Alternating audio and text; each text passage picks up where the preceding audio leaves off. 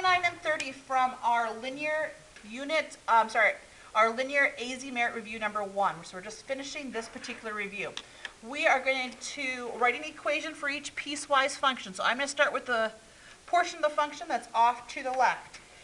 Anytime you have a horizontal line, you'll always have an equation that says y equals and a number. And the number is chosen by where it would cross the y-axis. This particular piece of the function, if I extended it, would cross at 1. So remember, f of x really is the same as y. So this is y equals 1. Now we have to identify where does this occur on the graph. It occurs 1, 2, 3, 4. It occurs where x values are less than -4. I always remind students to think of this as an arrow. The arrow is pointing to the left if you don't understand how to read it. Arrows pointing to the left. Notice this is an open circle. That's why I do not put a line underneath, because we do not consider this a solution point. The next one is down below. Again, it's horizontal, which makes it pretty easy for us. Any horizontal line starts with y equals. This is y equals. It crosses the y-axis at -1. Now, it goes between the points -4 and +3. When you write this down, you're going to put the negatives to the left, the positives to the right, and an x in between. In the past, most students struggle. How do I know which way to face the inequality symbol? So I always tell them, cover up to the left and let's only work on this one.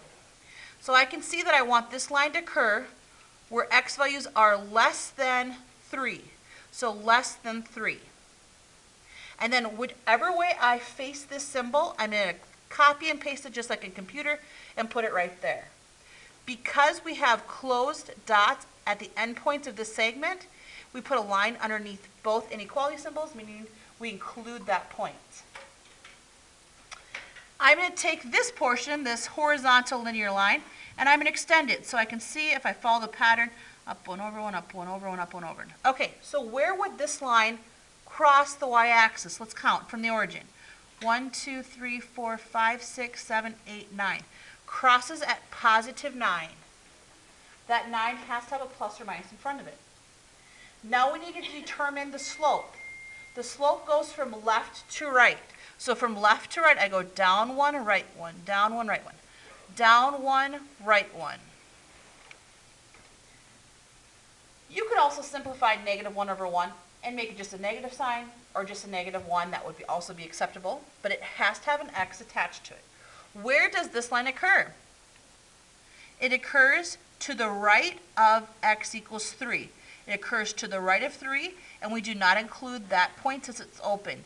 So notice again that this inequality is pointing like an arrow to the right, and that's exactly where this line is headed. Moving on to number 30. So I'm going to look at this and I'm going to see the pattern here. So down 1, right 2, down 1, right 2, down 1, right 2. I can see that it would cross the y-intercept at -3 if I extend it. And now I need to figure out the slope, and you do that always from going from left to right. So from left to right, I go down 1, right 2, down 1, right 2, down 1, right 2. Attach an x. Where does this particular line occur? Well, it starts at x equals -2, and it heads to the left. So let's make that arrow go to the left. It's less than -2, and I need to put a line underneath to include this point because it's closed. The line up above is horizontal, and remember that's always a y equals equation, and it crosses at 6, so y equals 6. It occurs between the points -2 and 3. Notice it has an open circle at both endpoints. -2 goes first because it's the smaller of the two numbers, 3 goes second. Now, how do you determine which way those symbols should face? Let's cover up the number to the left. I want the values to be less than 3. X's have to be less than 3, and whatever way we have it facing now, we're going to copy and paste it. Why do we not put a line underneath? Because we have open circles. The last part of 30. Let's extend this line down. 1, 2, 3. Okay, so it would cross the origin, so I'm going to put 0.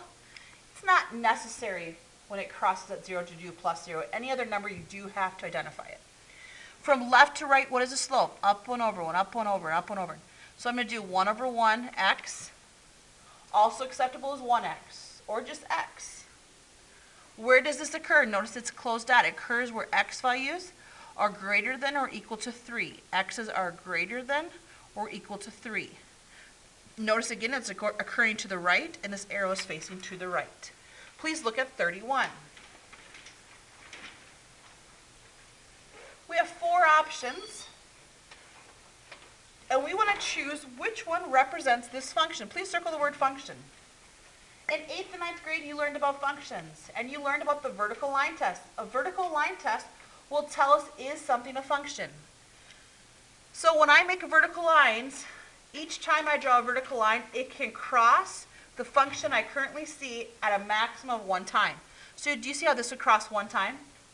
1 time? 1 time? Okay, we're good. As long as it doesn't cross more than once, we're good.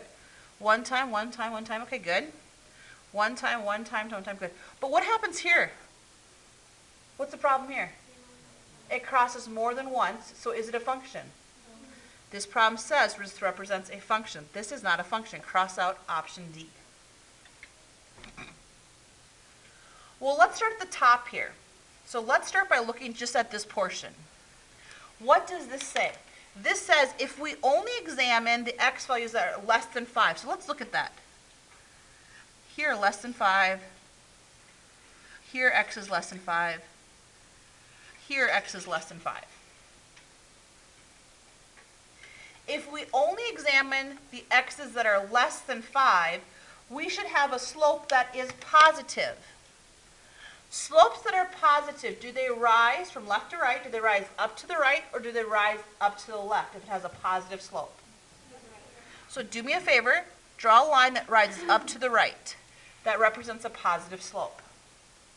So we're going to look at our 3 options right now. We're going to use best testing practice. We're only going to look at the part of the graph where x's are less than 5. And I colored that in so I know where to focus. Does this appear to have a slope that rises from left to right upward? Okay, that could be the answer. Does this appear to have a slope that rises upward? Cross out B. Does this appear to have a slope that rises upward? So I know right now my only options would be option A and option C. Okay. So now here's the easiest way that I know to figure out what is the actual answer. This says, hey, when x equals 5, you're going to be able to figure out what the y value is. So let's plug in 5. When I plug in 5 for x, 3 times 5 is 15. 15 plus 2 is 17. When I plug in 5 for x, I get an answer of 17. So remember, these increments go by 5.